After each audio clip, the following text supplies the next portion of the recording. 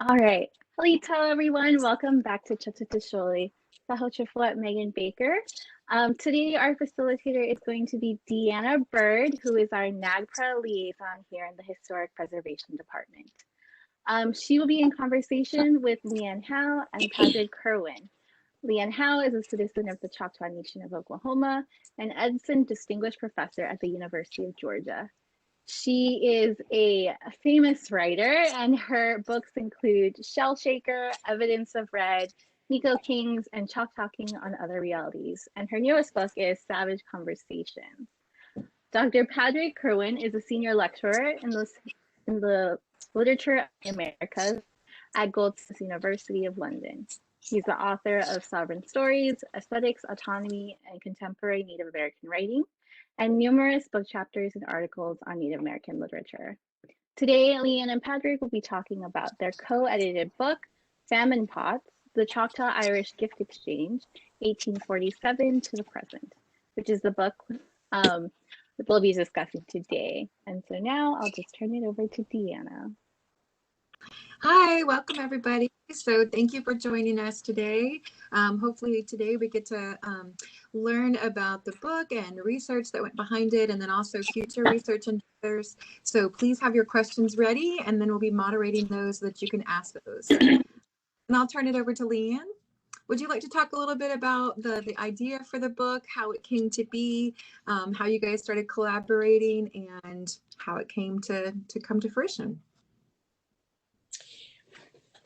Hi, everybody. Halito Chicana. This opportunity to speak about the book here is really meaningful. I'm honored to be here today. So thank you very much to everyone who made this possible. Well, I will say that one thing that happened is I traveled, I had a Fulbright, so I'd been living in Jordan at the time. And I came back through London. Padraig Kirwan had emailed me while I was in the Middle East and asked some questions, and I thought, well, great, let's meet up because I have to come through London. So on my way back home. So that's exactly what happened.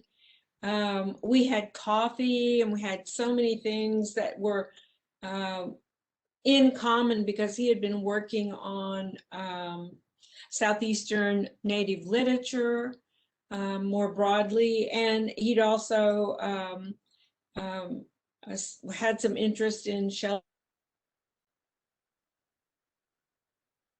We do, and my interest, of course, was on the Choctaw Nation's gift at that time. My mother is the first person who talked about the 1847 gift.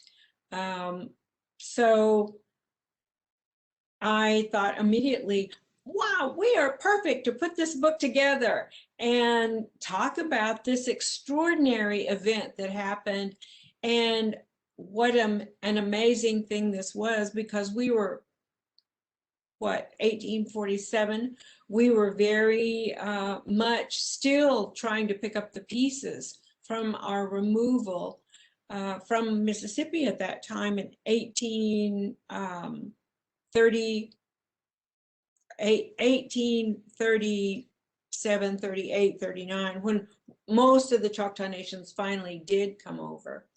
So it's an extraordinary thing that happened for our nation, to recognize the suffering of other nations at a time when so many things had happened to us. Still is to me very close to my heart. So I'm delighted that it worked out. And I'm going to show y'all a cover of the book. Can everybody see that? Whoops. And this is taken at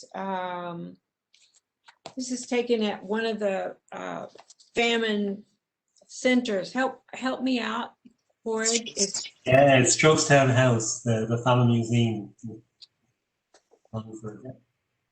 And there was a great famine that was going on at the house, and now it's a famine center for that event. And so I was really moved by that, and so we asked or asked a photographer to go and shoot some pictures, and we did, and therefore the rest is history.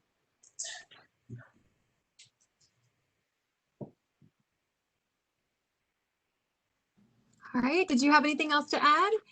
Yeah, I mean, first of all, I want to echo LeAnne's points about, feeling great about doing this event tonight. It's so wonderful to be here with you. And I feel really, for me, I think particularly we've done some events in Ireland that we've been really fortunate having LeAnne in London on a number of occasions, but to speak to people in Oklahoma tonight and speak to members of the Choctaw Nation is wonderful. So I really want to thank yourself and Megan for the opportunity. But yeah, I remember distinctly, and everything that LeAnne said, I'm not going to for a second contradict LeAnne Howe, because I certainly think that everything she says is exactly true. But I do remember, if I can quote, if I can be a little bit cheeky, and she said to me in the coffee shop, she said, so what about this book? When are we going to write this book? Because we have to do it. We have to tell this story. And it's really interesting because for me, I grew up with the story. I knew about the small village where I'm from in County Wicklow in Ireland. There's a famine grave there, and in many ways, I think the famine is kind of part of our kind of culture's DNA in Ireland. I think it's such a huge part of our history, and we have such an awareness of it. But obviously, as LeAnne has said, I work primarily initially on American history, and I work on Native American writing. And when I first met LeAnne, we were first talking, it was because I was hoping to know more about Choctaw realities and thinking about your world far more.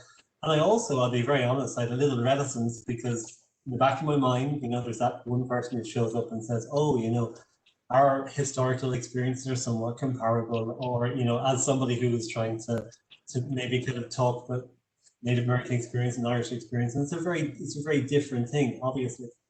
So for me, it was kind of almost I had hesitancy about raising that story with LeAnne. I knew about it, but so when LeAnne mentioned it, I said, yeah, you're right. We need to think about this. We need to think about it in all of its kind of contexts and the different ways we can kind of work on it. And I think, over time, LeAnne works very collaboratively. Any of you who are familiar with her will see that she is so often in conversation with people and in dialogue with people. And I think that felt really appropriate for this project because we have a number of Choctaw writers, a number of Irish writers. We met on several occasions. Sometimes we email conversations, sometimes we hit Zoom, etc.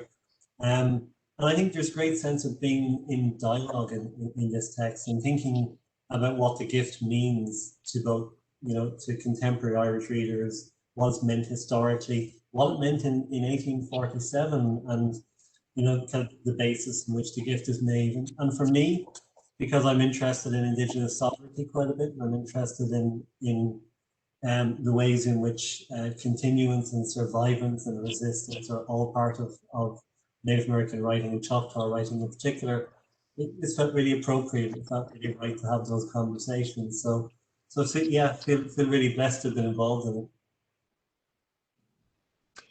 Well, it's exceptional. I had the pleasure of digging into it, and I want to go back, because there's so much there. And like you said, you can tell that collaboration exists. You can tell that there were so many voices and minds coming together. I felt like you guys really came at it from a lot of different angles. You said from the historical, from the cultural, from the emotional, and telling both sides and really describing what the stage was like at that time, not only of the gift, but talking about gifting in general. And so, I thought you guys did an amazing job. One of the things before we dive into the book that I was hoping you guys could answer and maybe talk to the audience a little bit about and share some of the information, but what is a famine pot? I noticed the pictures throughout the book, both examples of Irish pottery vessels and then also Choctaw pottery vessels, and those striking similarities of that communal dish. And so if you guys could share a little bit about that, of what a famine pot is. Do you want to go first, LeAnne? Yeah, I was just going to tell the story of Elizabeth Hooker, who we met on my first trip to Ireland, for some reason, and I can't quite put the history together of our meeting before, but when we began to talk and we were talking about the book, she had contacted me because she had a famine pot. They have a big farm and not far from Cork. And when they were, you know, cleaning up the land and so forth, they hit this giant pot that had been used during the famine. And that is a sad thing, because it's in Ireland, they're pretty large and they're for communal, trying to feed people. And when you dig into that history of the famine and what was going on, and the fact that everyone was starving, so these pots just became a symbol of working against hunger, enormous hunger. There was just nothing to eat. And it's very, the feelings of these artifacts, I think, are very much on the surface for Irish people. And when I saw that, and others, many others, I mean, it really, I think it's very, a painful reminder of neglect, of the tragedy of this event. So we put one of them on the cover, but a lot of families in and around, especially around Cork. Padraig, you can probably speak to this better than I can, have those pots that they've kept. Some of them have been turned into flower pots. Thank goodness they found another use for it. Yeah, I suppose I should probably say that, you know, just in people aren't overly familiar with the Irish famine, but the famine kind of begins in about 1845, and 1847 becomes kind of the worst year of the Irish famine. There are various reasons behind the famine. I mean, first of all, small tenanted farmers, crops failed. Potatoes kind of the main subsistence in Ireland at the time, and I think the average man in 1840 would have eaten something like 7 or 8 kg of potatoes each day. That was kind of the main food, and the crop fails because of a particular form of blight. And it means then that, of course, even though a lot of grain and other things have been grown in Ireland, a lot of that's exported to London, exported to Britain for resale, for market sale. So large landowners, large landlords quite often were in the position of having subsistence farmers, and then when their crops failed, subsistence farmers, they didn't always hand on, you know, the other crops and etc. So the famine pots then, as LeAnne says, and quite rightly, are used very often by charitable organisations, or they're kind of set up by communities themselves, and they just essentially become a way of feeding people. So quite often we refer to maybe instances where it's Society of Friends, the Quakers in Ireland, or other religious institutions might have, and quite often it was a kind of a tin soup, a tin kind of gruel that was cooked in the pots and then handed out to people who kind of joined at various places. And as LeAnne has also said, and again, she's gotten to know her topic very well over time, everything is exactly right with Irish history. But certain parts of Ireland felt the famine more keenly than others. So Cork, which you mentioned, for instance, Skibbereen and around Youghal and Skibbereen was particularly bad. There were parts of the west was particularly bad, Mayo and those kind of counties. So there's a slight unevenness as well about where the famine hit. And I think that's an important part of the story, because we then see the need to have kind of more charity in certain areas. And it was for some of that charity that the Choctaw donation was used.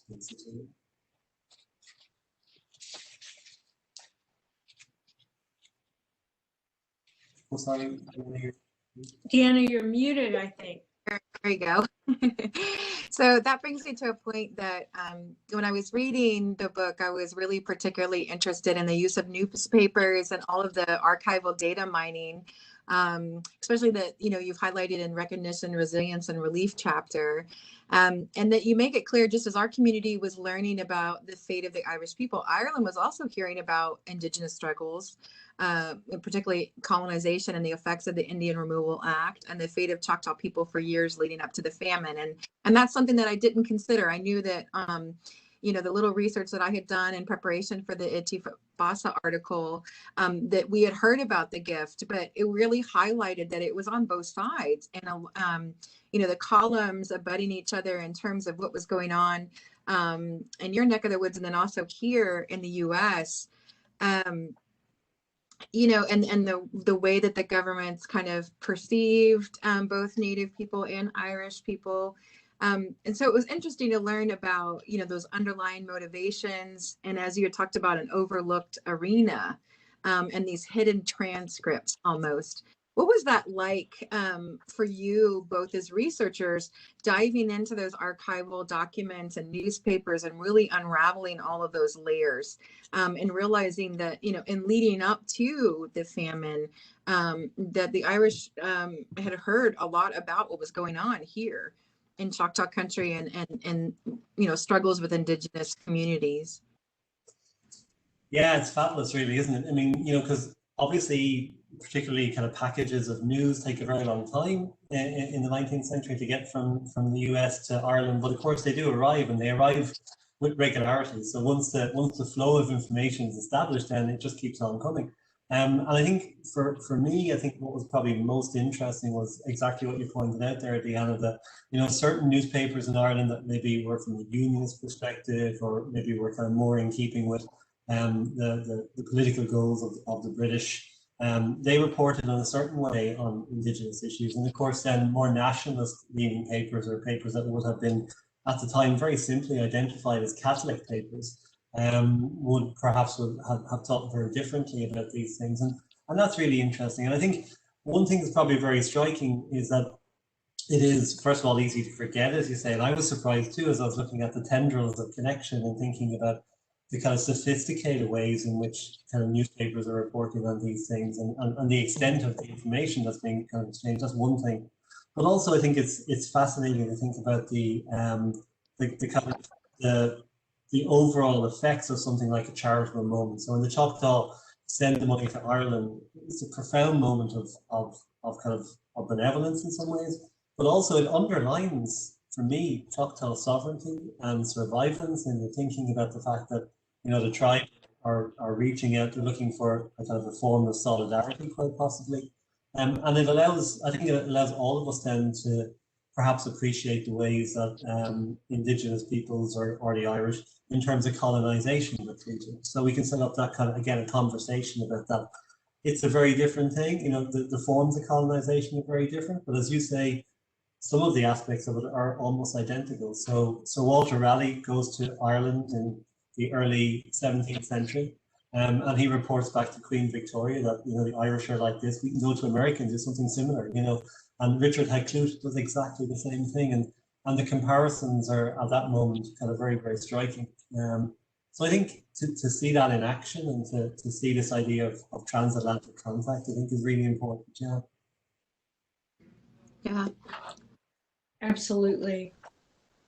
And I was thinking of so many of our contributors also looked to and read newspaper accounts.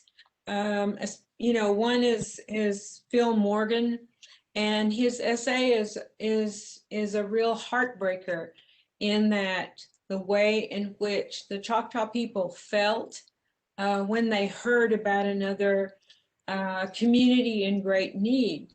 And we, I think,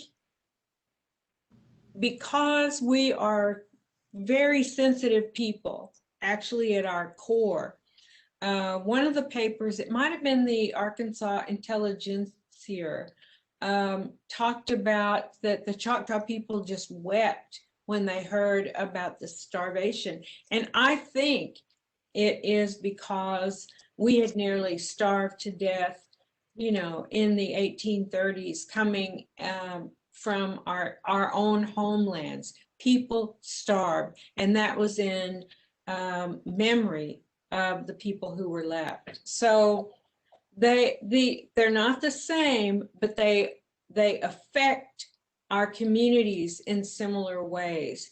And when I have gone to Ireland and stayed a few days, I mean, that people remind me of some of the things that Choctaws do, like, well, you have to eat here, here's some more food, and maybe someone will sing or tell a story, and well, it's time to eat, and let's get together. So I was taken aback by some of the cultural similarities between our two people. They're very strong. And so the book chapters, Tim Tingle goes to Ireland and has a long narrative about meeting Irish people and how they took him in and took him all around. He had gone to a storytelling conference. Jackie Rand, another Choctaw, writes of the memorialization of these kinds of events. So I just hope everyone will take a look at the book, and you will find something that resonates. You will. Yeah, and I like that everyone brought something different to the table, and like you said, it kind of overlaps a little bit, but what I got was the some of the takeaways for me was that deep empathy and connection. I recognize that was there, but then I think that there was a quote, it was like a powerful placeholder for both communities' pride and their own sense of charity, internationalism, resilience, and spirit, and I walked away from it with that. So I think the goal was met. That was awesome. So LeAnne, did you want to maybe speak on, you mentioned it in your I'm a Give contribution about, the reflection on the giving nature of Choctaw people. I know that Tim Tingle talked a little bit about some of the attributes, of both the Irish and the Choctaw in terms of being giving people and also of people of resilience. What are some of the things that kind of impressed upon you as we are a giving people? You mentioned a little bit about, that we had that empathy from having that experience on the Trail of Tears, the removal period and experiencing that. But us as a culture, we're pretty giving. And can you speak a little bit about that? Well, I go back to my aunts and my mother. We're Billies, and we're from around McAllister. And when I think of giving, I think of all the ways in which they gave to each other and their neighbors. They were always preparing food to take to someone. This is my older aunt. They were constantly working to give to community members. This was just something they did. And look at all of our community centers around the 10.5 counties, not to mention all the other things that the tribe does for people in the state of Oklahoma. I'm talking about cellars, building cellars, and the storm shelters in schools. All of these acts to me are about our culture, our broader culture. Think back to what was happening with the pipeline, and our tribe sent firewood, blankets, money. All of that is part of the culture of giving and reciprocity. My specialty was in the 18th century, and that's there's a lot of research and historical research in Shell Shaker, and I was amazed because the French are always writing about the Choctaw bringing food, and they would they would expect reciprocity, and so this is in the 1730s, 1740s. This is pervasive within our cultural lifeway, and it is something we continue today. When you think about our gathering at Tuskahoma, That's an enormous community event built around serving food, getting together, telling stories. All of those things happen, and they are, in my opinion, they're an extension of giving. Yeah, I think so too. Well, that brings me to my my next question, and then I think I have probably one more, and then we'll open it up to some of the research that you're embarking on now. But I wanted to know if you could tell us a little bit about tribalography, this native propensity of bringing things together, this connecting. So can you share a little bit on that? Well, yes. I was writing about Choctaw epistemologies. What makes us the way that we are? And I thought a lot about the concept that one thing leads to another. You know, you're giving, the culture stands firmly on a culture of reciprocity. But then in terms of what we do for each other is this extension of giving. And tribalography to me is an act of pulling together our history. What do we do when we tell stories? We pull together the elements of our history, the history of accommodation and friendship with other tribes or other people. And that kind of connection then really goes back generations. So I felt like when I was thinking about how do I talk about our literature, in our literature, and Padraig can also speak to this, in our literature there is this continuation of a cultural lifeway, that in our being, one thing leads to another. And that's how we have been able to maintain ourselves, is by extending ourselves. So when you look at, I think, a successful nation, it has to be based on a spirituality, a life way, and keeping the community together. And I think that our story, when I think about it, was a tribalography. One thing over hundreds and hundreds of years has led to another, and we are enormously grateful to our ancestors who have kept that tradition alive. I think in some ways, yeah, it's wonderful to hear you talk about it. It's such a such a great way to think about things. And I think in some ways to relate those two things, what LeAnne was just saying about Choctaw senses of giving and tribalography, and then continuing that on with famine pots, that in many ways in Ireland we're also a small nation. You know, we're 6 million people. I think the processes of dehumanization that we see in either Trumpism or British nationalism at the moment, or all of these questions of difference and othering and kind of moving away from somebody else and effectively disowning parts of your own population. You can't do that in a small nation. You have to fundamentally reconcile and work through difficulties. Not everyone sees things the same way.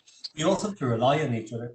And I suppose for me, when I was initially working on Shell Shaker and some other novels, and looking at, say, Anishinaabe working out the whiter constitution at the time, I think the need to underline who you are, to have a kind of a cultural specificity, to have a sense of what your community is and how it can possibly be defined, sometimes more loosely to be more inclusive, sometimes more strictly to also be protective by times, but always thinking about the outward manifestation. I think that's really something that, for me, coming from Ireland, I think I can see in the work. And I know LeAnne has asked me before that really difficult question, what drew you to Native American literature? But I think the idea of not having a very narrow nationalism, one that kind of excludes everybody or tries to, particular, this is what Irish is. If you're not doing this, you're not part of the nation. You're not one of us. You have to be inclusive. There our Irish dancers and Shanakees now, people who've grown up in Ireland, who've immigrated from somewhere else. We need to think about all of these possibilities. But we also need to think about who we are. I think that sense of groundedness that LeAnne talks about. For me, I don't know if it's the case, and maybe this feeds into a question that LeAnne is kind of posing about future research, but I'm interested in the fact that, you know, in Ireland, we're known people too on some level insofar as Celtic traditions. When we look at Newgrange and Yotes, and when we think about how the Brehon laws worked in Ireland, we didn't have British jurisprudence or legal structures. We thought about the law in terms of maybe reciprocity in a similar way. That so if someone wronged you, you could maybe kind of find an accommodation afterwards. Sometimes it was vicious, sometimes it was hard. I'm not saying it was all easy, but those things maybe are something that are commonalities. And I think you're right, LeAnne. I think the book, you know, I think it does tease out those things, and all of the contributors who did such an amazing job, I think they have that conversation about those issues. Yeah. Well, one of the last things I have before we kind of move on is I think I've really enjoyed, you know, since I first, you know, started working for the Choctaw Nation and learning about it, is this very ever presence of a communal memory, you know, a community memory. And you know, learning from individuals that have been to Ireland and have spoke on how that, you know, the Choctaw gift is taught like at a very young age, right? And then also in our community, you know, teaching it and people want to learn about it. And I think that that's one of the things that really I like about our work in historic preservation, is really tapping into those family histories and those family stories. Megan's done some great work on collecting those oral history, but that's one of the things that's really fascinating to me, is that you know, this is something that we're sharing with our children. It's not just a singular event. It's becoming part of that living history that we're breathing and telling these stories. And you know, that's a really awesome takeaway that I was able to get. So so I guess if you guys want to open it up and talk about maybe some of your future projects, where you see yourself both going from here. Is it something that you'll continue with this kind of line of research, or is it something that you want to, you're looking at something else, or perhaps a different collaborative project? Yeah. She's probably walking away from me at this stage, probably rightly so. No, you know, I've recently begun to think, and we haven't talked much about this, so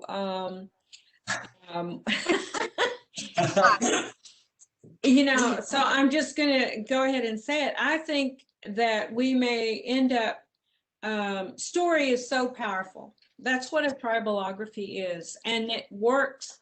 Tribalography isn't exclusive to Choctaws or American Indians, but cultures everywhere have stories.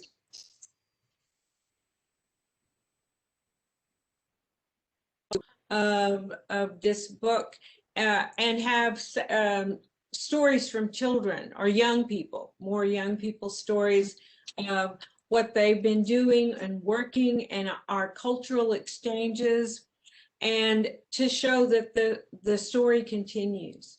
The work also continues as we feed each other, both physically but emotionally. We are imbued with the idea of living cultures and what they can do for our psyche and our tribal health and wellness. And story is the way. So I've been toying with that idea. So many people write and ask us, well, what about this? What about that? And so I've thought, well, we ought to think about adding to. One thing leads to another. Yes. I'm up for that. That's an invitation. Yeah. That's an invitation. Yeah.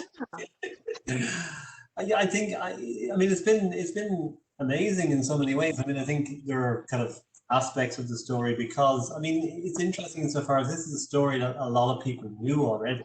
So when we were approaching it, and I know Megan and Deanna will appreciate this too as researchers. Like when we're approaching it, you're thinking, well, people have kind of worked on this. It's something that's already there to a degree. And, as researchers, you shy away from that again too. You look for new paths and etc. But what we're finding is that, interestingly, we knew a lot about it, but then the more we look and the more we look, the more we're kind of unfurling and discovering, which is great.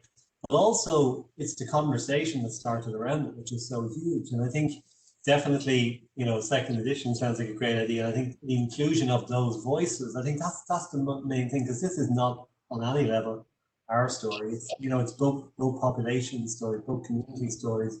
And I think, to have Tim's work in there, to have Phil Morgan's work in there, to have Darren de Groff, and to have creative writers who are also helping us process this. And thinking about kind of like the artistic responses to it, thinking about the community responses to it. I mean, I'm so proud of the fact that, now at this moment in time, we also have Choctaw students coming to Ireland on scholarship, and we have somebody there in a Fulbright at the moment. And, so I think kickstarting that work in a way, not that we kickstarted, it was already there. It's been kickstarted for 150 years at this stage, but kind of accelerating, that's wonderful, I think, yeah. Public engagement too. Sorry, I shouldn't. I stopped and then went on, didn't I? But I think academia is also challenged quite rightly, in the last 20 years, but what it does. And I think the idea of just publishing work that looks at something historically, that there's, that's come under scrutiny. And I think the idea of having a work like this and then having these conversations, I think that's a really great thing too, that we think about how different audiences, different constituencies read work and then have conversations. I think also it's very important. It certainly is to me. I grew up without ever having read one Native writer, not offered in college, not knowing where to go find that. Muriel Wright was the only one that I knew about. Think about that for a minute. Not in your high school, not in your college experience, not in your lived experience. So we've come a long ways, and the tribes have done. I think that's one of the tenets of our Southeastern culture, is that we're trying to reintroduce these subjects. I can say right with a straight face, no one has begun to teach this, at least in at the college level, not yet. But I think that we're on the verge of teaching this. I certainly do. But I want to impress upon our audience that we had storytelling, but we had nothing that any of my teachers in Oklahoma ever did, ever even thought of including Native voices, ever. And it's my experience. So we're doing everything we can as Native writers and academics, and our cross-pollination of understanding and learning Irish stories and how they connect to Choctaw stories. So this is the work that we all have to do. And that way, I guess I'm part missionary, I don't know. But this is the work we must do. And I'm grateful for the opportunity to do it. Well, and again, I just want to, reiterate that, I really enjoyed the book. I think that it spoke to the goals that you had in mind. And as you mentioned, I think that it really is telling about both for the Irish people and for the Choctaw people at that time. It's really kind of giving a voice, cutting out all that speculation and what was going on in the newspapers and maybe the discounting, like, I read that line about, I forget where it was at this point, but, something to the effect of, oh, well, see, that missionary work really did a number on those Choctaw, because, look what they did. They ended up giving this gift, and, it really discounted us as a people and our giving you know, and I'm sure, you know, the marginalization and things that were going on. So for that to come together in a book and really be able to speak the voice and overlay that with many layers was a really big success in my mind. So, well, Megan, do you have questions? Are people coming up with questions, or I know that there is one gentleman who contacted me. He was very excited to talk to you both. And so if he's not scribbling away with questions, he might contact you both later at a different time. But he was very excited to chat with you guys. But Megan, did you have any further questions? Yeah, so I was also just thinking, I love the idea of a second kind of book, because I think it would also let us revisit. I know that Irish people heard about Navajo Nation being really hit hard by COVID, and they sent, I think, $2 million. The number just kept getting bigger from the articles that I was reading. And I would love to hear about how that kind of came together in Ireland. And so could you say a little bit more about that? Yeah, definitely. It's such an amazing story too, and it's such a wonderful part of it. I think the pandemic has probably, in many ways made all of us think about fragility. And, I spoke earlier on about this idea of kind of a very narrow nationalism, relying on yourself and so on. Well, in a global pandemic, you don't.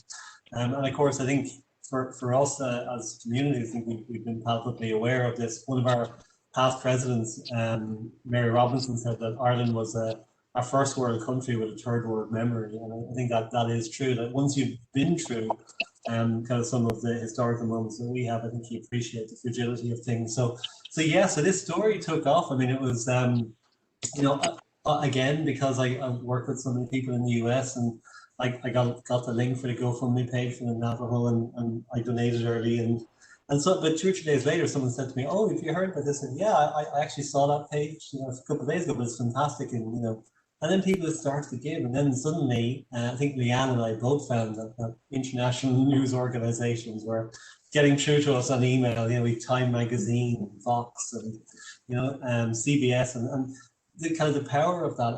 And once people at home heard that there was some opportunity to try and maybe think about reciprocity and pay back the gift in a very, very small way, it just took off. And so many of the messages I spent hours, instead of, we think these days about doom scrolling all the time, don't we? I was kind of happy scrolling. I was just going through all the messages. People were posting from Ireland saying, we remember, and some of the messages were Osquailga in the Irish language, and saying, our heart is strong, your heart is strong, and we'll continue.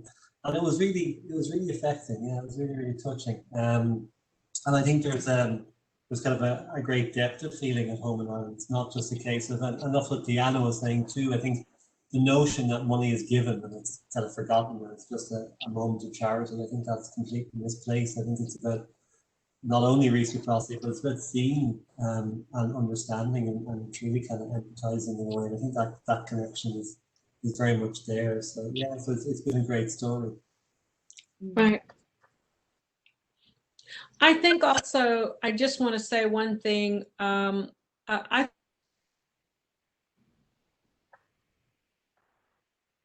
and reflect on, these stories are not easy to tell, and how much of a heartbreak they really are.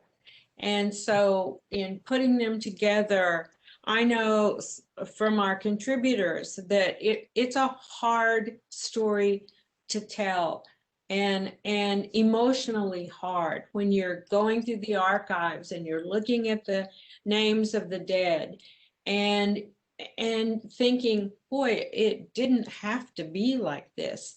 But that's the gift of history. It's supposed to be teaching us it didn't have to be this way. How can we make it better? Mm-hmm.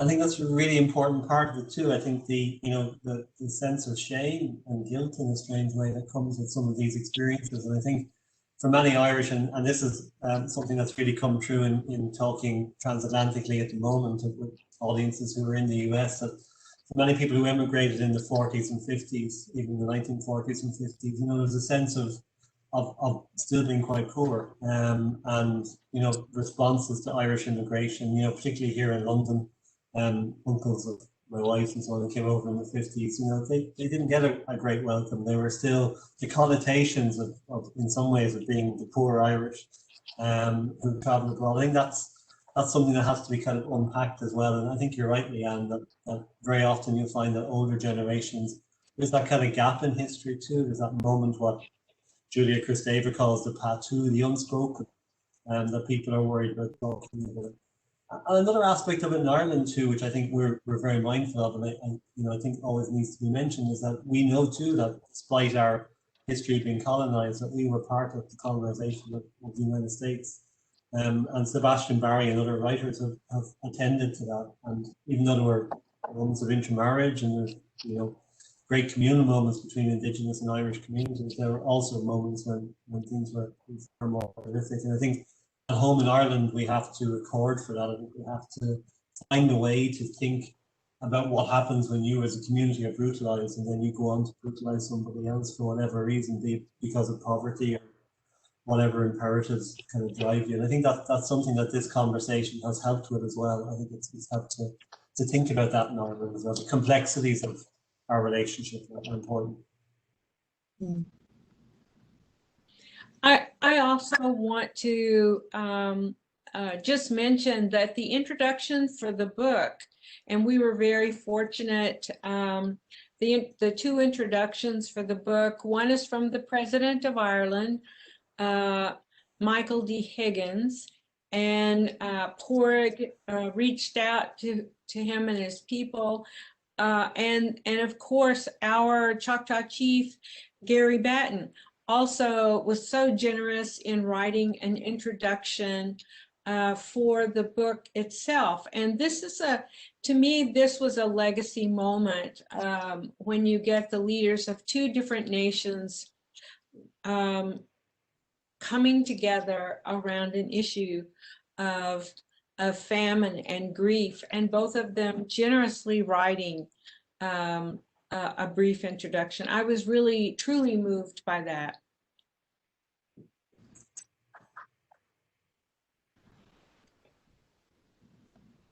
Wow, one of the things I'd like to say that if you guys do a volume 2 is to include, hopefully include more of your poetry. I enjoyed the beautiful call and response technique that you used. And I looked at the participants and I see Runa is on the call, and they were able to come and visit the Choctaw Nation of Oklahoma. And so I'm interested to learn if you guys know of other collaborative, you know, creative endeavors that have been acts of healing, whether it's music or poetry or artwork. We know about the Kindred Spirit statue that I hope to be able to come and visit. Do you know of other artworks or other things that you would like to maybe include in a volume 2 that kind of speak to that healing?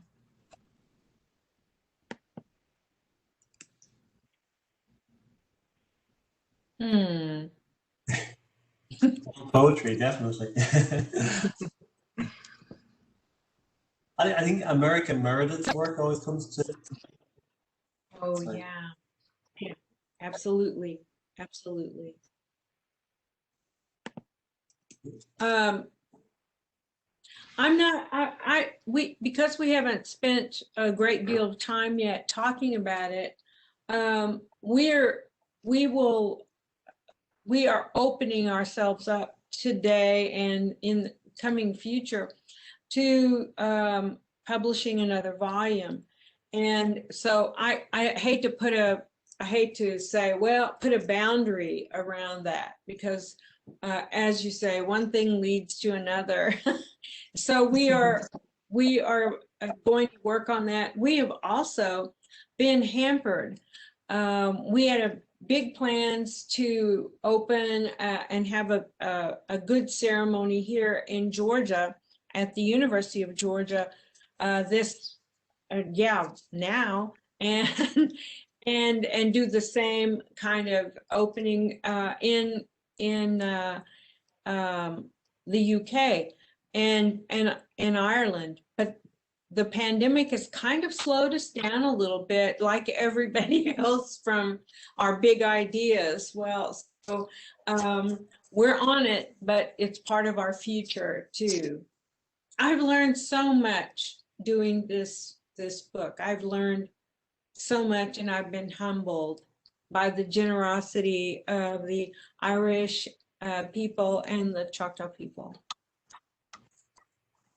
I think what would be really wonderful, and what's been on my mind, is to try and maybe kind of record and have kind of maybe future events where we could perhaps, you know, visit Oklahoma, perhaps visit Ireland, and meet members of the community. Because what volume 2, I think LeAnne is leaning towards this as well, what volume 2 should do is it should kind of widen out that conversation, you know. And I'd love to hear what people from both Irish communities and Choctaw Nation have to say about their memory of this, be it, you know, grandmother who told them about it, what they first heard. And in some cases, as you say, Deanne, I think kind of small kids are hearing about it for the first time. You know, what's their response to it? How do we teach these things? What do we learn from it?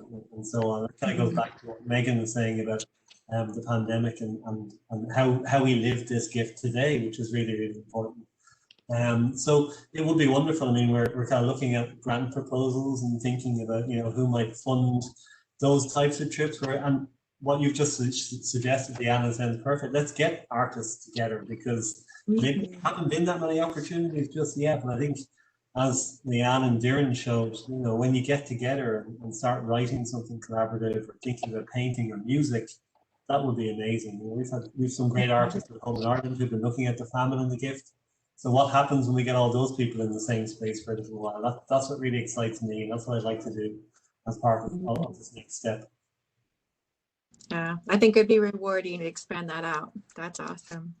Well, Megan, did you have some questions coming in? Yes, let's see. So Judy Allen, who is a historian here for Choctaw Nation, she says congrats, and if you need further research, she has some files that she's kind of done, so I can put you guys in contact. But you are already attracting plenty of contributors. Thank you, Judy. That's most generous. Let's see. So I guess I could read this one. I've enjoyed, Jamie Folsom says, I've enjoyed what both of you have said, and thank you for taking such care of the stories and the research. What have they found that might keep the stories going despite the split in cultures for Irish and Choctaws? That's you, Padraig. Yeah, I mean, I think in many ways, I think what LeAnne has been saying earlier on about the attention it's gotten, and I think that idea of mining the stories is so important. And it's not that we're recovering this story by any means, because it's always been there, but it's a case of looking for articulations of it. And you know, Judith's invitation or her suggestion there that maybe she could share some work. I think that's the key thing now, and I think finding repositories of information, finding places, you know, stories that have not yet been shared, because I think LeAnne's quite right to say that some stories people may not want to articulate, but there's always something we can kind of run with. And I think in Ireland, I think there is that kind of a renewed interest in kind of in this particular moment, and Kindred Spirits by Alex Pentak, which you mentioned, Leanne, a couple of moments ago. That's that large sculpture, and it's kind of really so well placed. It's in a small Irish village called Middleton, and it has a main road, a motorway, what you guys would call an interstate, I suppose, that kind of, you know, is nearby, and you can see it from as you pass, and it's kind of, in many ways, it opens out to so many people see it on a daily basis. And it also means that it sets up this conversation about travel and keeping those stories going. So I think, yeah, hopefully when we started this, to go back to Mr. Folsom's point, I think the fact that people are just talking about it and will keep talking about it is key. Absolutely. So another question that actually had is I saw a photo of Padraig at you meeting with the Choctaw delegation when they kind of went over to Ireland in 2017. And so I would love to hear a little bit more about that. I look like a photo bomber, don't I? I'm just there. Yeah. It was a huge honor. I think when the delegation were coming, LeAnne and I were working on the book, and we had probably just gotten in touch with Archival and the president's office, and I think they kind of realized late in the day, oh, okay, because they'd already, and this is fantastic kind of happenstance. They'd already set up this link and this visit, this delegation. The delegation were coming over, and the chief was coming over. It was a huge honor for Ireland, and that was all happening. And then we contacted to say, could you write one of the introductions? We'd be really delighted if we did. And they went, oh, hang on, and they kind of joined these two things together.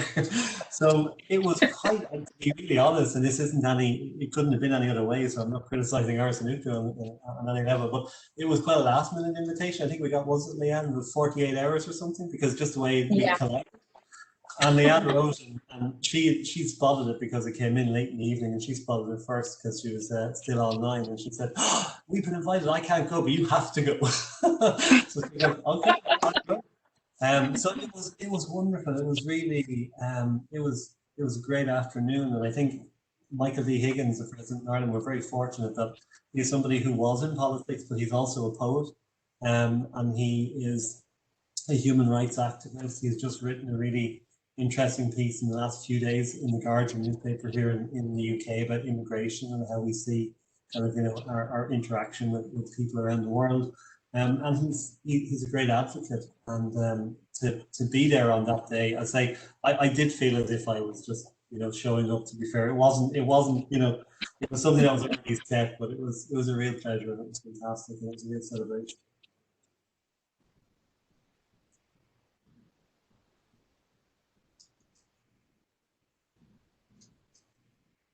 Well, Megan, if we don't have any more questions, do you have any more? I don't have any more. Does anyone want to throw in a last minute question in the audience? This is your chance, everyone. Oh, I'm seeing. A lot of the things that have been coming in are everyone thanking you for sharing for the book, and they're really happy that you've kind of done this. And so that's, I'm sure you guys can see it, but I will reiterate that. Thank you. Yeah, and thank you for honoring both the Choctaw community and the Irish community. I think you guys did a wonderful job, and this collaboration, again, coming at it from different perspectives. And then again, we got another one. He said, no question from them. They're just really happy that you did it. And so I think this is going to be a gift to many, many people who want to learn more. So thank you. Oh, thank you for having us. Thank you so much. And thank you to everybody for coming along and bringing the story with them. I think that's it's brilliant. Great. I look forward to the day when everyone can travel and that we can welcome and host you at our new cultural center. I think that would be, maybe if you need a venue for one of your events, that could be a place for it. So we should be in contact. We'd be delighted. It'd be brilliant. We'll give you more than 48 hours notice. Maybe so. Well, I think for the nation, I think I'd probably try. I could do it in 48. All right. Amazing. Okay, so that is going to be the end of our event for today. Thank you so much, everyone, for coming. Our next Choctaw-Irish event is going to be on March 18th at 1 p.m. at the usual time. We will be hosting the Historic Preservation Research Group, who got rescheduled from before, but now we're coming together again to talk a little bit about the work that our Historic Preservation Department does with our freelance elders who research for us. So I will see you all then. Chipi Salachiki, everyone. Chipi Salachiki. All right,